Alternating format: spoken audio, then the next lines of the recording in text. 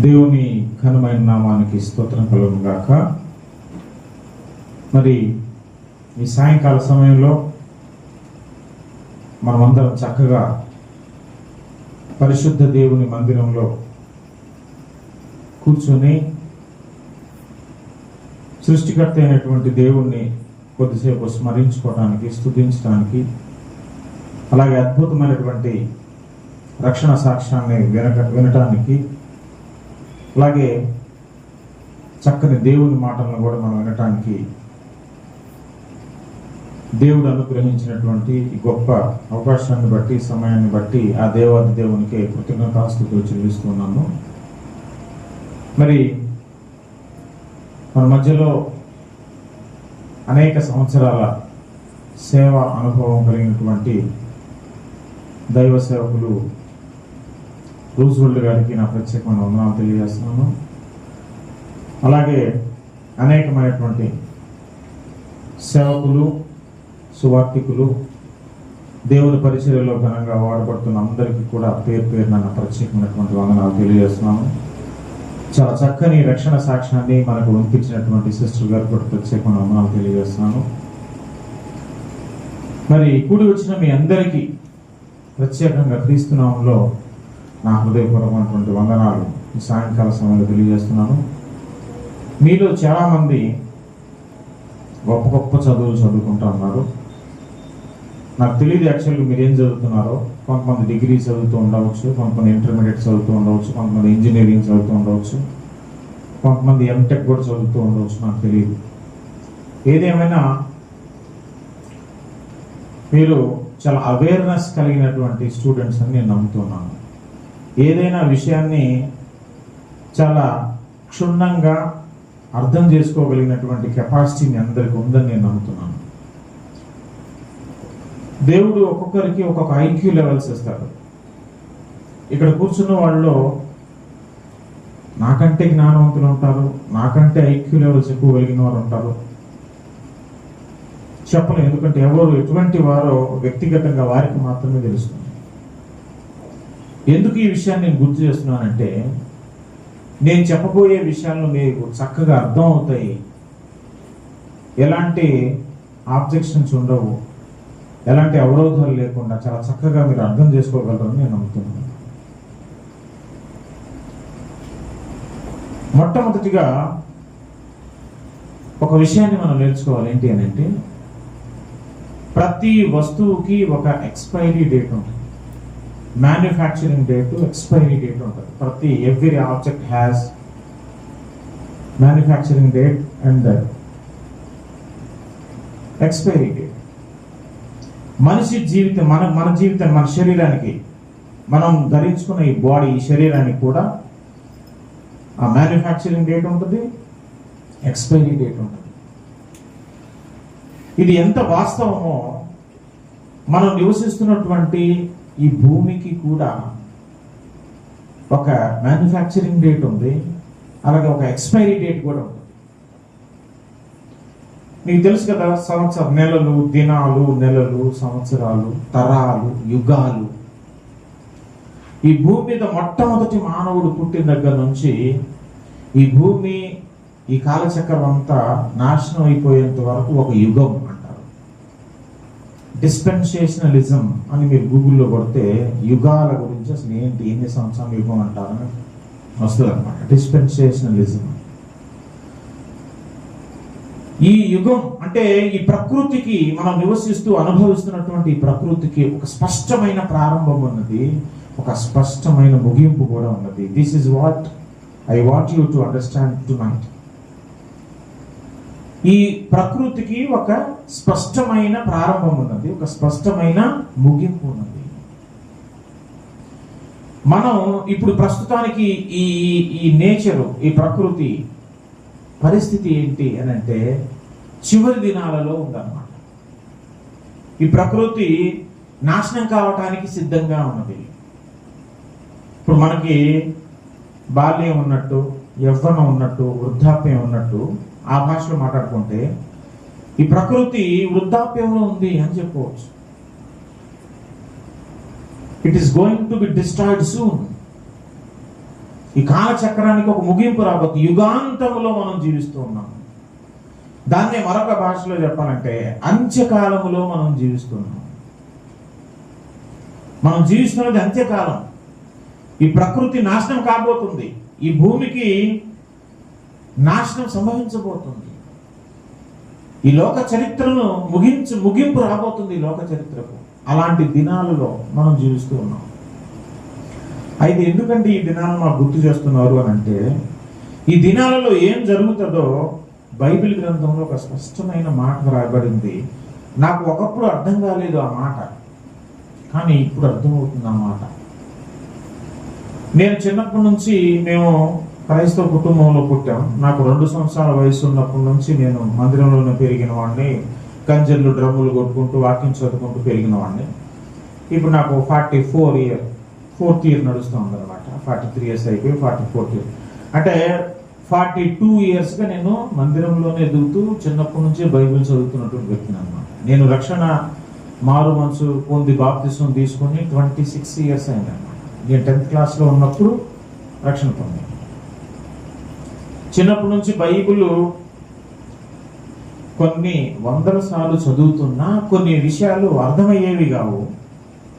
అందులో ఒక మాట మీకు చదివి వినిపిస్తాను. నేను 2వ తిమోతి పత్రిక 3వ అధ్యాయము 1వ వచనాన్ని ఒకసారి మనం చదివితే, 2వ తిమోతి అపోస్తలుడైన పౌలు గారు తిమోతికి రాసిన 2వ పత్రిక 3వ అధ్యాయం 1వ వచనాన్ని మనం చదివితే, అంత్య దినములలో అపాయకరమైన కాలములు వచ్చునని తెలుసుకొనుము అని ఉంది ఇక్కడ. అంత్యకాలముల్లో అంటే ఇది ఈ కాలం అన్నమాట. యుగాంతంలో అపాయకరమైన కాలాలు వస్తాయి తెలుసుకో. ఏలయనగా మనుష్యులు స్వార్థప్రియులు, ధనాపేక్షులు, బింకములాడువారు. ఈ మాటలనే మీకు అర్థమవుతాయి కదా. అంటే ఎంత దినాలలో మనుష్యులు ఎలాంటి వారిగా మారిపోతారట. మనుష్యులు, భూమి మీద నివసిస్తున్న మనుష్యులందరూ ఎలాంటి వారిగా మారిపోతారో దేవుడు ఎప్పుడో రాశాడు. ఏమని అంటే మనుష్యులు స్వార్థప్రియులు, అంటే స్వార్థమునే ప్రేమించేవారుగా మారిపోతారట. ధనాపేక్షులు, తెలుసు కదా, డబ్బును ఆశించేవారు, ధనాన్ని ఆశించేవారు, ఆపేక్షించేవారుగా మనుషులు మారిపోతారు. బింకములాడువారు, ఆడ గురించి ఏళ్ళ గురించి మాట్లాడుతూ ఉండేవాళ్ళు. అహంకారులు, దూషకులు, తల్లిదండ్రులకు అవిధేయులు, కృతజ్ఞత లేనివారు, అపవిత్రులు, అనురాగరహితులు, అతి ద్వేషులు, అపవాదకులు, అజితేంద్రియులు. ఇంద్రియము అంటే తెలుసు కదా, అజితేంద్రియులు, క్రూరులు, సజ్జన ద్వేషులు అంటే మంచి వాళ్ళని ద్వేషించేవాళ్ళు, ద్రోహులు, మూర్ఖులు, గర్వాంధులు, దేవుని కంటే సుఖానుభవం ఎక్కువగా ప్రేమించేవారు, పైకి భక్తి గల వారి వలె ఉండి దాని శక్తిని ఆశ్రయించని వారు ఎందురు అని బైబిల్ గ్రంథం చాలా స్పష్టంగా చెప్తుంది. ఎన్ని లక్షణాలు, లక్షణాలు ఉన్నాయో చూడండి. శుభ లక్షణాలు కావు ఇవి, అశుభ లక్షణాలు. అంటే మనుషులు ఎలా మారిపోతారు అంత్యకాలంలో, చివరి దినాలలో మనుషులు ఎలా ఉంటారట. నేను అనుకునేవాడిని, అసలు ఇన్ని లక్షణాలు ఎట్లా వస్తాయి మనిషిలోకి, నాకు అర్థమయ్యేది కాదు. కానీ ఈరోజు చాలా స్పష్టంగా అర్థమవుతాం. నిజంగా మనుషులను చూడండి. Look at the people who are living on earth. వాళ్ళ స్వభావం ఎలా ఉంది, వాళ్ళు దేనికి ప్రిఫరెన్స్ ఎక్కువ ఇస్తున్నారు, తల్లిదండ్రులను ప్రేమిస్తున్నారా, ప్రేమించట్లేదు. ఒకప్పుడు బంధాలు ఎలాగున్నాయి, ఇప్పుడు బంధాలు ఎలాగున్నాయి. తండ్రి కొడుకుల బంధం అలాగే ఉందా, అన్నా చెల్లెల బంధం అలాగే కొనసాగుతుందా. ఒకప్పుడు మనం చుట్టాలు వెళ్తే 20 సంవత్సరాల క్రితం ఒక ఇంట్లో చుట్టాలు వెళ్తే 3-4 రోజులు ఉండేవాళ్ళు. ఇప్పుడు 1 గంట ఉండటం కూడా కష్టం. చూడండి మీరు జాగ్రత్తగా. మనుషులు దేన్ని ప్రేమిస్తున్నారు, తల్లిదండ్రులనా, అన్నదమ్ములనా, అక్క చెల్లెలనా, డబ్బునా. మంచి వాళ్ళని ద్వేషించే లోపం. అరే బాబు ఈ రూట్ నడవద్దురా, ఈ పని చెయ్యొద్దురా అని చెప్తే పెద్ద చెప్పొచ్చేవాడు నువ్వు అని పై చెప్పకపోయినా లోపల మాత్రం చాలా దారుణంగా తిట్టుకుంటాం మనసులో. ఏమంటే ఇంద్రియ నిగ్రహం లేని వారు, మనసు కంట్రోల్ తప్పిపోయింది, చెడు వ్యసనాలకు బానిసైపోయారు. అంత పాపం పెట్టరేగిపోతుంది. మనుషులు ఇలా ఎందుకు మారిపోయారనంటే, ఇప్పుడు నాకు అర్థమైంది ఎందుకు తెలుసా, టెక్నాలజీ మారిపోయింది కాబట్టి. టెక్నాలజీ పెరిగిపోతుంది కాబట్టి పాపము కూడా విస్తరించిపోతుంది. మనుషుల్లో ప్రేమ చల్లారిపోయి పాపం విస్తరించిపోతుంది. పాపం మనుషులలో విస్తరిస్తుంది. లేనిపోని అవలక్షణాలన్నీ మనిషి లోపలికి చొరబడుతున్నాయి. ఒకప్పుడు 20-30 సంవత్సరాల క్రితం పాపం చేయాలంటే మనం ఇంట్లో నుంచి బయటికి వెళ్ళాలి. ఇప్పుడు పాపం ఇంట్లోకి ఎంటర్ అయిపోయింది. మొబైల్ ఓపెన్ చేస్తే మొత్తం పాపమే నీ జేబులోకి వచ్చేసింది. ఇప్పుడు నువ్వు బయటికి ఎక్కడికో వెళ్ళి పాపం చేయాల్సిన అవసరమే లేదు. పాపపు చూపులు చూడాల్సిన అవసరమే లేదు. నీ ఇంట్లో, నీ పడక గదిలో, మీ వంటింట్లో, అందరి చేతుల్లో, అందరి జేబుల్లో పాపం అనేది ఎంటర్ అయిపోయింది. ఎవడు ఎక్కడ దేనికోసం ఎవరిని చంపేస్తున్నాడో ఇక్కడ వీడియో చూసేస్తున్నాం. మనలో కూడా ఆ ఆలోచన వచ్చేస్తుంది.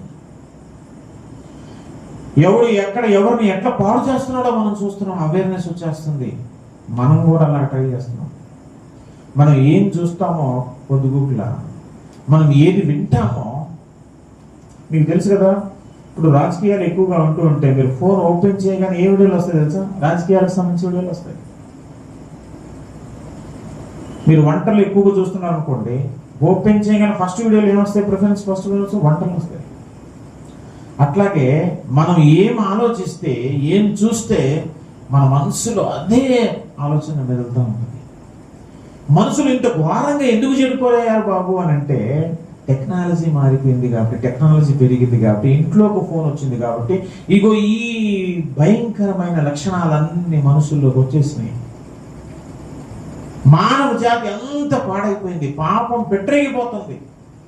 తల్లి లేదు, చెల్లి లేదు, అన్న లేదు, తమ్ముడు లేదు. డబ్బు కోసం 10,000 రూపాయలు ఇచ్చేస్తే ఇప్పుడు వెళ్ళి నరికేసి వచ్చేసేవాళ్ళు ఉన్నారు తెలుసా. జగపేటలో అయితే నాకు తెలిసిన వాళ్ళు ఒకడికి 100 రూపాయలు క్వార్టర్ ఇస్తే చంపేసి వచ్చేస్తాడు. క్వార్టరే, ఒక మనిషి విలువ క్వార్టర్. అంటే మనుషులు ఎంత ఘోరంగా మారిపోయారంటే అంత్యదినాలు అని వీటిని బట్టి మనం సింపుల్గా చెప్పవచ్చు. టెక్నాలజీ మారిపోతుంది. ఇప్పుడు చూడండి, గ్రామాలన్నీ పట్టణాలు అయిపోతున్నాయి. ఒకటి ఈ ఏరియాలో ఒక ఇల్లు కూడా ఉండేది కాదు. ఇప్పుడు మొత్తం కలిసిపోయింది. ఆ రోడ్డు దాకా వెళ్ళిపోతుంది, అవతల కూడా వెళ్ళిపోతుంది. చిన్న చిన్న గ్రామాలన్నీ కలిసిపోతున్నాయి. టెక్నాలజీ మా రోడ్లు వెడల్పు అయిపోతున్నాయి, హైవేలు పడిపోతున్నాయి, రైల్వే స్టేషన్లు పెరిగిపోతున్నాయి, ఎయిర్పోర్ట్లు పెరిగిపోతున్నాయి, ఏటీఎం సెంటర్లు పెరిగిపోతున్నాయి, బస్సులు పెరిగిపోతున్నాయి, బస్ స్టాండ్లు ఎక్స్పాన్షన్ జరుగుతుంది. ఎక్కడైనా చూడండి, ప్రతిదీ కూడా టెక్నాలజీ పేరు మీద మొత్తం పెరిగిపోతా ఉంది. ఇదంతా బాగానే ఉంది. మరి అట్ ద సేమ్ టైం మనిషి జీవితం మారిపోతా ఉంది. బ్రతుకు కూడా కంపు కొడతా ఉంది, నీచమైపోతా ఉంది. టెక్నాలజీ పేరు మీద మంచి ఏమో కానీ చెడు మాత్రం చాలా విస్తారంగా విస్తరించిపోతుంది. ఈ చెడిపోయినటువంటి ప్రపంచాన్ని చూస్తున్నటువంటి దేవుడు ఈ రాత్రికాల సమయంలో ఒక చక్కని మాట చెప్తా ఉన్నాడు. చూద్దాం ఒకసారి. మనం పరిశుద్ధ బైబిల్ గ్రంథంలో నుంచి ఆ మాటను ఒకసారి మనం చూద్దాం.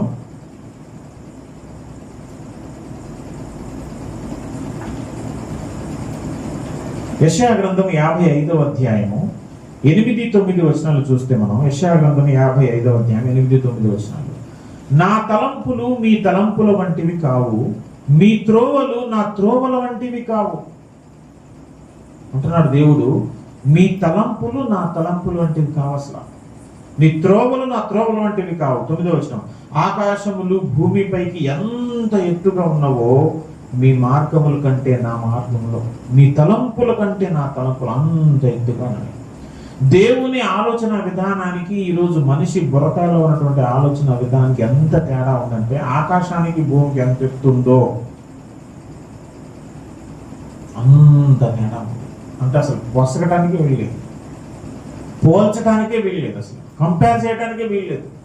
నక్కకి నాకలోకానికి తేడా అంటారు చూసారా, అంత తేడా అన్న. మనుషుల ఆలోచన ధోరణి అంత చెడిపోయింది. దేవుడు అంటే పరిశుద్ధుడు, పాపము లేనివాడు, ప్రేమ అనంతమైన ప్రేమ కలిగిన వాడు, కరుణా కటాక్షములు కలిగిన వాడు, అనంత జ్ఞాని ఆయన. ఆయనలో చీకటి కొంచెమైన లేదు, వెలుగుమయమైన దేవుడు. ఆయన ఆలోచనలు ఎలా ఉంటాయి? కానీ ఈరోజు మనిషి ఆలోచనలు, మనిషి మనస్సు పూర్తిగా చెడిపోయి ఇదిగో మనం ఇందాక చదువుకున్నట్ట లిస్ట్ అంతా తయారైపోయింది. వీళ్ళని చూస్తున్న దేవుడు అంటున్నాడు, మీ ఆలోచనలు నా ఆలోచన ఎలాగున్నాయంటే నక్కకి నాకలోకానికి ఉన్నది తేడాగా. ఆకాశానికి భూమికి మధ్యలో ఎంత గ్యాప్ ఉంటుందో మీ తలంపులు నా తలంపులు అంత గ్యాప్.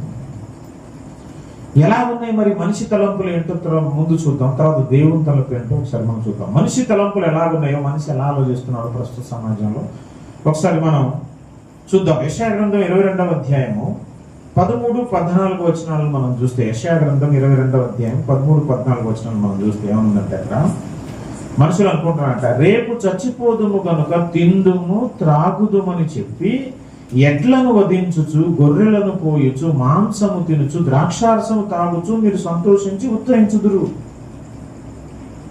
మనుషులందరూ అనుకుంటున్నారంట ఏంటంటే, రే మనిషి జీవితం ఎంతరా, ఏదో ఒక రోజు మనం చచ్చిపోతాం, రేపు చచ్చిపోతాం కాబట్టి ఏం చేద్దాం, చచ్చిపోకుండా ఉండటానికి కోసం ప్లాన్లు చేసుకుందాం అనుకోవట్లేదు. రేపు ఎట్టాగో చచ్చిపోతాం కాబట్టి డిసైడ్ అయిపోయారు, ఎట్టాగో చచ్చిపోతాం. చావకుండా ఉండటానికి ఏమైనా ప్లాన్స్ ఉన్నాయా, లేదా చావు తప్పించుకోవడానికి ఏమైనా ప్లాన్స్ ఉన్నాయా అనేది ఆలోచించట. ఎట్టాగో చచ్చిపోతాం కాబట్టి మనం అందరం ఒక పని చేద్దాం, ఏంటది తెలుసా, తిందాం త్రాగుదాం అని చెప్పి ఎడ్లను వధించుచు గొర్రెలను కోయుచు మాంసము తినుచు ద్రాక్షారసం తాగుచు సంతోషిస్తూ ఎంజాయ్ చేస్తున్నారట. ఎందుకని ఎంజాయ్మెంట్, ఏదో రోజు ఎట్టా చచ్చిపోతాం, చచ్చిపోయేలోపు ఎంజాయ్మెంట్. ఈరోజు మనిషి ఆలోచన ధోరణి ఇలాగే, తింటాం త్రాగటం ఎంజాయ్ చేయ. ఎక్కడైనా చూడండి మొత్తం పార్టీలే, లోకమంతా పార్టీలే. ఒక సెల్లు కొంటే పార్టీ ఎదురా అంటారు, బైక్ కొంటే పార్టీ ఏది, ఏసీ కొంటే పార్టీ ఏది, పెళ్లి చేసుకుంటే పార్టీ ఏది, సంబంధం కుదిరితే పార్టీ ఏది, సంబంధం విడిపోతే కూడా పార్టీ అనుకోండి, అది వేరే సంగతి. ఇంట్లోకి ఎవరిని వస్తే పార్టీ, వచ్చినోడు పోయినా పార్టీయే. ఈ మాట అంటున్నారు లేదా మీరు, ఎవరు చూసి పార్టీ ఏది.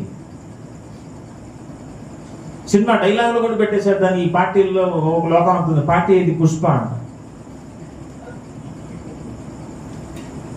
పార్టీ పార్టీ, తినటం త్రాగటం గెంతటం మ్యూజిక్లు వేసుకోవటం, ప్రతి దానికి డీజే వచ్చేసింది కదా. ఇప్పుడు ఒక్కొక్క చచ్చిపోతే డబ్బులు మీకు తీసుకెళ్ళారు, చచ్చిపోతే ఒక డీజే తెలుసా మీకు, ఆ డీజేలో ఏదో పాటలు వస్తాయి. ఇంక ఏడ్చేవాడికి దుఃఖం ఎక్కువ, ఆ పాటలు తలుచుకొని ఇది మా అబ్బాయి గురించి అనుకుంటుంది ఆవిడ, వాళ్ళమ్మ పాపం. ఈ చేత్తో ఇది చేసావు, ఆ చేత్తో ఇది చేసావు, ఎంతలోకి వెళ్ళిపోతున్నావు అనగానే అదేదో సినిమా పాట అయినా సరే ఆడ కొడుకు చేసింది గుర్తొస్తుంది. ఇప్పుడు దుఃఖం ఎక్కువైతే తక్కువైద్దా, ఏదైనా సరే పార్టీ. మనుషుల ధోరణి ఎలా ఉందంటే, రేపు ఎట్లాగో చచ్చిపోతాం కాబట్టి తిందాం త్రాగుదాం ఎంజాయ్ చేద్దాం అనుకుంటున్నారు. అంతేగాని అసలు ఈ చావేంద్రా బాబు, ఎవరు పెట్టారు దీన్ని, అసలు ఎందుకు వచ్చిందిరా ఇది, దీని పరిస్థితి ఏంటి, ఎందుకు చావాలి అసలు అని ఆలోచన ఒకడు లేడు. అసలు నాకు చావు పెట్టింది ఎవడు, నేను ఎందుకు చావాలి ఆలోచన. అవి చచ్చిపోతాం ఫిక్స్ అయిపోయారు కాబట్టి ఏం చేయాలంట, ఎంజాయ్ చేయటం, పార్టీ చేసుకుందాం. మనుషుల ఆలోచన ధోరణి ఇలా ఉంది. ఇంకొక చోట చూస్తే మనం లూకాసు వార్త 17వ అధ్యాయము 26 నుంచి మనం చదివితే, లూకాసు వార్త 17వ అధ్యాయం 26 నుంచి మనం చదువుకుంటూ కిందకి వెళ్తే, ఇక్కడ కొన్ని సందర్భాలను బైబిల్ గ్రంథంలో గుర్తు చేస్తున్నారు అన్నమాట. నోవహు దినములలో జరిగినట్టు మనుష్య కుమారుని దినములలో జరుగును. మనుష్య కుమారుడు అంటే యేసుక్రీస్తు, ఆయన రెండవసారి రాబోతున్నాడు ఈ లోకానికి. దాన్ని second coming of Jesus Christ అంటారు, రెండవ రాకడ. అంటే మొదటి రాకడ జరిగింది కాబట్టి రెండవసారి కూడా ఆయన వస్తున్నాడు. మొదటిసారి వస్తానని 2000 సంవత్సరాల క్రితం చెప్పాడు కాబట్టి చెప్పినట్టే వచ్చాడు కాబట్టి, ఇప్పుడు రెండోసారి వస్తాడు కాబట్టి ఆల్రెడీ వస్తానని చెప్పిన వ్యక్తి వచ్చాడంటే రెండోసారి కూడా ఖచ్చితంగా వస్తాడు. ఆయన వచ్చే రోజులు దినాలు ఇప్పుడు దగ్గరలో ఉన్నాయి కాబట్టి ఈ దినాల్లో కూడా ఏం జరుగుతుందో మనకు చెప్పడం కోసం ఒక వ్యక్తి గురించి మాట్లాడుతూ, నోవహు దినాల్లో ఏం జరిగిందో, అంతకుముందు ఒక పాత స్టోరీ ఒకటి ఉంది, నోవహు దినాల్లో ఏం జరిగిందో. ఆ నోవహు దినాల్లో ఇప్పుడు యేసు వస్తున్నట్టుగా అప్పుడు జలప్రళయం వస్తుంది, లోకం మీదకి భయంకరమైనటువంటి వర్షం కురవబోతుంది, లోకమంతా మునిగిపోబోతుంది, మీరందరూ జాగ్రత్త పడండి, ఇదిగో ఈ ఓడలోకి ఎక్కండి అని నోవహు అనే వ్యక్తి ఊరంతా చాటింపు వేస్తుంటే మనుషులందరూ ఆ చాటింపు ఎవరు పట్టించుకోవట్లా, ఆయన మాటలు ఎవరు పట్టించుకోవట్లా. ఆయన ఇట్లాగే చెప్తారు, ఎవడు వర్షం అంట, ఇప్పుడు మనం కనీవిని ఎరగలేదు, వర్షం రావటం ఏంటి, మనం అందరం మునిగి సావటం ఏంటి, ఈ ముసలోడు మాటని ఓడెక్కటం ఏంటి అని ఎవరు మాట్లాడలేదు. వాళ్ళు ఏం చేస్తున్నారంట, అక్కడ చూడండి, నోవహు ఓడలోనికి వెళ్ళిన దినం వరకు జనులు ఏం చేస్తున్నారు తెలుసా, తినుచు త్రాగుచు పెండ్లాడుచు పెళ్లి కీయబడుచు ఉండిరి. అంతలో జలప్రలయం వచ్చి వారి అందరినీ నాశనం చేసింది.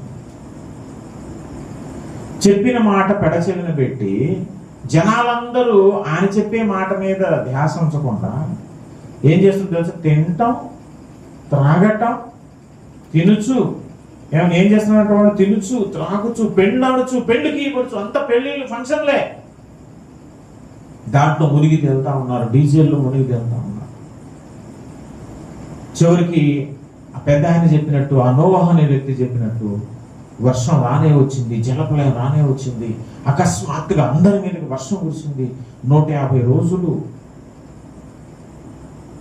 భూమి మీద నీళ్ళు అలాగే నిలిచినట్టు 40 రోజులు రాత్రింబగళ్ళు వర్షం కురిసింది, ప్రచండమైన వర్షం. ఆకాశపు తూములు విడవబడ్డాయి, పైనుంచి బిందెతో నీళ్లు పోసినట్టే ధారలాగా పడాయి నీళ్లు, వర్షం. ఆ భయంకరమైన వర్షానికి అప్పుడున్న ప్రపంచం అంతా చేపల్లాగా చచ్చిపోయి పైకి తేలిపోయారు. ముందాగి చేప చచ్చిపోయి పైకి తేలినట్టు, కప్పలన్నీ పైకి తేలినట్టు మనుషులందరూ పిల్ల జల్లలు మొత్తం తేలిపోయారు. అలాగా మనిషి కుమారుని దినాల్లో కూడా జరుగుతుంది, జాగ్రత్త అని బైబిల్ గ్రంథం హెచ్చరిస్తాం. యేసుప్రభు వస్తున్నాడు రాబోతున్నాడు, జాగ్రత్త పడండి మానవులారా, బ్రతుకు మార్చుకోండి, దేవుని వైపు తిరగండి, మంచోళ్ళుగా మారండి, పరిశుద్ధులు కండి, పాప పనులు మానేయండి అని అనేక మంది చెప్తా ఉంటే వీళ్ళకి ఏం పని పాట లేకుండా వీళ్ళేదో బతుకు తెరువు కోసం, గోధుమ పిండి పాల పిండి కోసం వీళ్ళందరూ అట్లాగే చెప్తున్నారు అని మాట్లాడుకుంటారు. బతుకు తెరువు కోసం చెప్పేవాళ్ళు ఒకవేళ ఒకళ్ళిద్దరు ఉంటే ఉండవచ్చు, కానీ అందరు అట్లా ఉండరు. ఎవరో ఒకళ్ళిద్దరిని బట్టి చదువుకున్న వాళ్ళు ఎవరు కూడా అట్లా స్టేట్మెంట్ చేయరు. ఇప్పుడు బతుకు తెరువు కోసం ఎవరు చేస్తారు? ఇప్పుడు నేను ఇక్కడికి వచ్చాను, ఉదాహరణకు చెప్తున్నాను, నేను ఇక్కడికి వచ్చినందుకు నాకు ఎవరైనా డబ్బులు ఇస్తారా? ఇవ్వరు. నేను బతుకు తెరువు కోసం సువార్త చెప్తున్నానా? నాకు నెలకు ₹1,00,000 జీతం వస్తుంది, మా మేడం గారికి నెలకు 40,000 వస్తాయి, మా ఇద్దరు కలిసి 1,40,000 నెలకు వస్తాయి. మేము పాల ప్యాకెట్ గోధుమ పిండి కోసం సువార్త చెప్పాల్సిన కర్మే ఉంది. చెప్తున్నాను నేను ఇది చాలా తక్కువ, ఇంకా ఎక్కువ చూడ చాలా మంది ఉన్నారు. కాబట్టి కొంతమంది ఎంత దరిద్రంగా ఆలోచిస్తారంటే, అలాంటి వాళ్ళు మంచి చెప్పినా కూడా ఏదో ఆశించి చెప్తున్నారని దరిద్రంగా ఆలోచించే వాళ్ళు కూడా సమాజంలో చాలా మంది. ఇదే మనసు చెడిపోయిన తర్వాత ఇలాంటి మాటలే వస్తాయి. సొంత తల్లిదండ్రులు అంటేనే ప్రేమ లేని వాళ్ళు, సజ్జన ద్వేషులు ఇలాగే మాట్లాడతారు. కాబట్టి తింటూ తాగుతూ జనాలందరూ అలా ఉంటే సడన్ గా జలప్రలయం వచ్చేసిందంట. దాని తర్వాత లోతు దినముల్లో జరిగినట్టును జరుగును. జనులు లోతు దినాల్లో కూడా జనులు ఏం చేస్తున్నారు చూడండి, తినుచు త్రాగుచు కొనుచు అమ్ముచు నారు నాటుచు ఇళ్ళు కట్టుచూ ఉండిరి. అయితే లోతు సొదొమ విడిచిపోయిన దినమున ఆకాశం నుండి అగ్ని గంధకాల కురిసి వారందరినీ నాశనం చేసింది. అగ్ని గంధకాలు కురవక ముందు మనుషులందరూ మళ్ళా తింటము తాగటమేనండి, ఎంజాయ్మెంటే. పెళ్లి చేసుకోవటం, పెళ్లి ఫంక్షన్లు, ఈ ఫంక్షన్లు, ఇల్లు కట్టడం, కొనటం. ఈరోజు చూడండి రియల్ ఎస్టేట్ మొత్తం బిజినెస్. ఈ ఇల్లు అన్నీ కట్టబడినాయి, ఒకప్పుడు లేవని చెప్పాం కదా ఇందాక. నువ్వు ఏదైనా చిన్న జాబ్ చేస్తున్నావు అనుకో, ఎవరైనా మీ బంధువులు కలిస్తే ఇల్లు కట్టావని అడుగుతున్నారు ఫస్ట్. నువ్వు బాగున్నావా, బతికేవన్నా, అంత బాగానే ఉన్నారు, అప్పులు ఇప్పులు ఏం లేవు, అంత పిల్లలు బాగున్నా, ఎవరు అడగట్లేదు. ఇది బ్రదర్ ఇల్లు కట్టారా? మొన్న మా ఊరు వెళ్ళినప్పుడు అంటే ఎప్పుడు మనతో సరిగా మాట్లాడినోడు కూడా ఇల్లు ఎప్పుడు కట్టారు ఊళ్ళో అని అడుగుతున్నాను. అమ్మ నేను కట్టలేకపోతున్నాను కానీ ఒక 50,000 వ్యక్తి కొంచెం సాయం చేయరా అని చెప్పి.